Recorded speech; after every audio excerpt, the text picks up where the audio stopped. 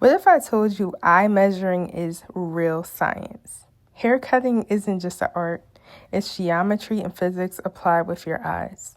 Angles and elevation. Stylists use visual cues to determine the angle of cuts: 0 degree, 45 degree, 90 degree, 180, 190, you name it. Portion and balance.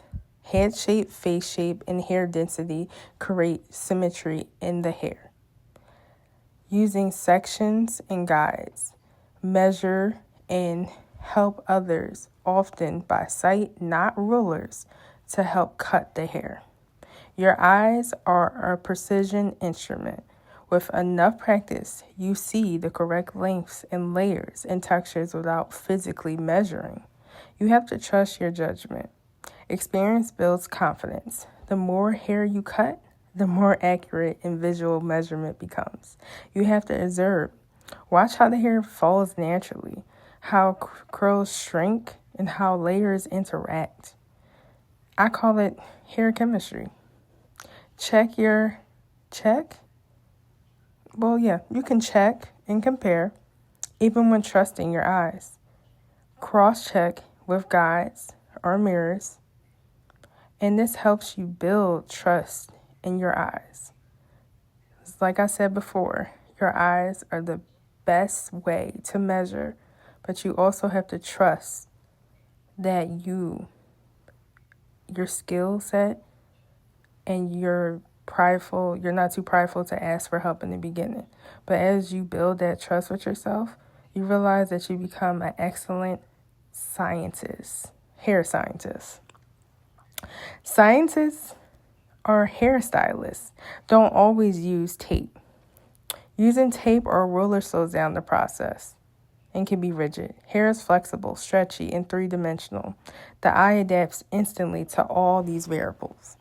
Scientists developed and stylists, and I will say hairstylists are scientists. We're just hair scientists.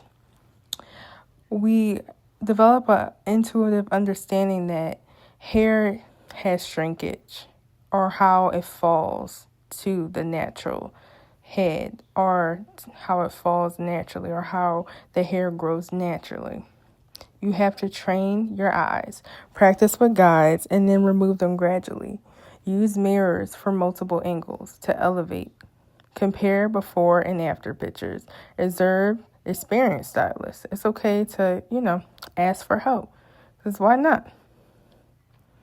The tools we usually use are sharp shears that cut cleanly through the cortex, preventing fried ends, dull blades, crush the hair fiber leading to split ends and damage. So you got to make sure your shears are perfectly cut and they are sharp enough where you're getting a clean cut. The angle of your shears controls texture. Vertical removes weight. Diagonal blends layers, and horizontal builds weight. You have to understand texture and density science. Fine hair, coarse hair, and density. Less protein structure. Weaker knees and less tension when cutting, and that's fine hair. Coarse hair, thicker cuticle layers, and holds shape better. You have to understand with wet versus dry. When hair is wet, the hair stretches from 20 to 50%, giving a smoother precision or layered cuts. So that means it's easier to cut when it's wet. It just moves better and it stretches better. Dry cutting shows how the hair naturally falls, great for coily or over heavily textured hair. You have to have your guides, your stationary guide.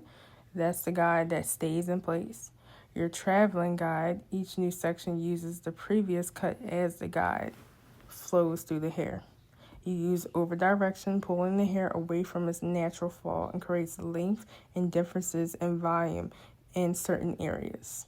Elevation, so we're going into the different degrees of the cuts. So the 0 degree, no elevation, blunt cuts, bobs. 45 degree builds weight, graduation cuts. 90 degree removes weight, adds layering. So we're getting into layered cuts. 180 degree long blended layers. So let's say we're just cutting like at a 0 degree. And usually a 0 degree is flat. That's a flat cut. It doesn't really add that much volume. It's kind of like a flat looking haircut. So when we go into adding more volume or layered cuts, we're going gradually up to like a 45 or a 90 degree. The higher the degree, the more you're going to get layers or the difference in the cut. You have to understand growth and direction. The average growth rate is 1.5 inch per month. Growth phases, anagen, catagen, and telogen. Telogen is the resting, shedding stage, 3 to 4 months. You have to understand the angle of hair growth. Cutting against the grain creates volume and textures. Cutting with the grain maintains smoothness and length. When you get into understanding what the hair is made of, the different structures of the hair, you understand that hair cutting is a science.